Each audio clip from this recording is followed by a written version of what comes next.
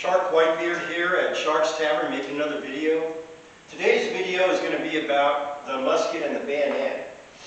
Now this was a military weapon used back in the day around the same era as the golden age of pirates. This is a French musket, Charleville musket.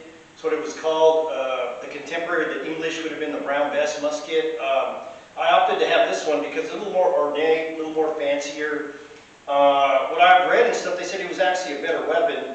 It does have like a little bit of a front sight here. It doesn't have a rear sight. It's smooth bore. It's a flintlock.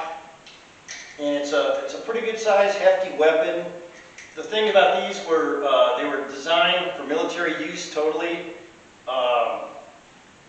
The bayonet on the end of it was used for stabbing and fighting that way. It took kind of a long time to load, and it wasn't that accurate because it's smooth bore. And usually was shot formations against formations of guys, of armies coming within 50 yards of each other, and then they'd shoot at formations at each other and hopefully hit something. When they got within 50 yards, they could probably, mostly what I've read is they could shoot once, and then once they shot, it took so long to reload that they could actually charge in with their bayonets and stab the guys before they could reload. So once you got that close, you usually shot one volley at each other and then charged in using the bayonet as a primary weapon. I think Napoleon or one of the generals back then felt that the musket and bayonet, that the bayonet was the primary weapon to be used against the enemy, and that being able to shoot was just kind of like a secondary thing.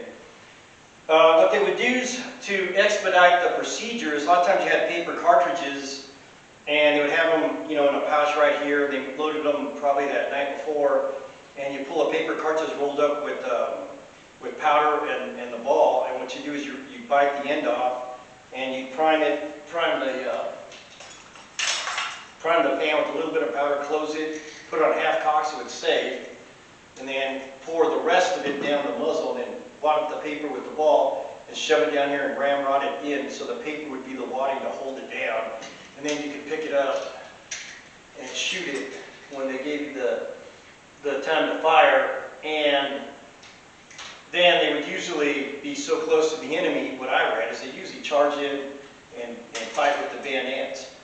Interesting thing was that when the Americans were fighting in the revolution against the British, they had long rifles, and a lot of the Americans had long rifles, which were a hunting weapon, and it's kind of phenomenal. I read and I watched videos, and they said they had experts on it. They said that with a rifle, you could actually shoot out to 200 yards and hit a man-sized target. Where these muskets, you could only shoot about 50 yards. They weren't built for accuracy. But the rifles, the American rifles, they didn't have bayonets attached to them or fixed, and every weapon back then was pretty much individually made, and you had to have a craftsman make a weapon. Also, there was a cost concern. What I read was that a musket was maybe 1/4 the price to make than a rifle. A rifle would cost more. It's more expensive. Also, the rifle, the key to it was that it had rifling in the barrel, would spin the projectile out, make it more accurate. The thing is, you had to have a oil patch with grease on it, and you had to put the ball in really tight so it would spin when it's shot, and it took longer to load. If you've seen there's a movie, they talk about it, and it's supposed to be, I think, like the Battle of the Cowpens from the American Revolution, where the American tells Mel Gibson guy is the leader of the militia, who are armed with rifles, and he says, I need you guys to give me 2 shots and then retreat, then fall back, because they don't have bayonets, anything to counter, any kind of weapon to counter the English coming in with their bayonets. All I could do was stand there and get shish kebab on with these bayonets, because they didn't have a tactic or weapon to counter that.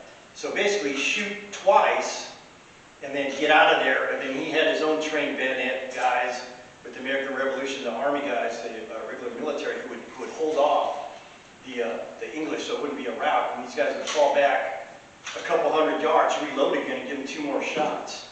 In the movie that night, Mel Gibson's explaining what they need to do the next day to his men, and then one guy looks at him and he said, a lot can happen in 2 shots. And he said, yeah, I know, because that's why he's not asking for 3. So it was a good part of the movie, and basically, it was a good weapon for its time. These things dominated the battlefield for probably a couple hundred years. And then, you know, they got rifle muskets, and they were able to load faster and quicker, and then put these out of commission. But this, you know, the flintlock with the bayonet was a quite awesome weapon at the time, and it you know, had limitations and advantages. When the most weapon was when these guys charged with the bayonets. It was a formidable weapon. And there's, if you know, like your history is the War of 1812, where the English Marines landed in Washington, D.C. to march on the Americans, and the militia went out there with rifles and they were shooting the British until they got too close to the bayonets and they took off running. And then they said Congress went out there in their carriages and thought it was going to be a picnic. And then when the militia ran, the guys in the carriages, they took off. And the English went on to burn, to set Washington on fire, the city of Washington, D.C. on fire, and the White House and everything else. The hero of that day was the Vice President's wife, Dolly Madison, who managed to keep her head and save the Declaration of Independence, the Bill of Rights, and the original documents. So they didn't get burned up in the White House when they set it on fire. So if you like videos like this, please subscribe, share, like, give me a thumbs up, or post a comment if you want more like this. Thank you very much.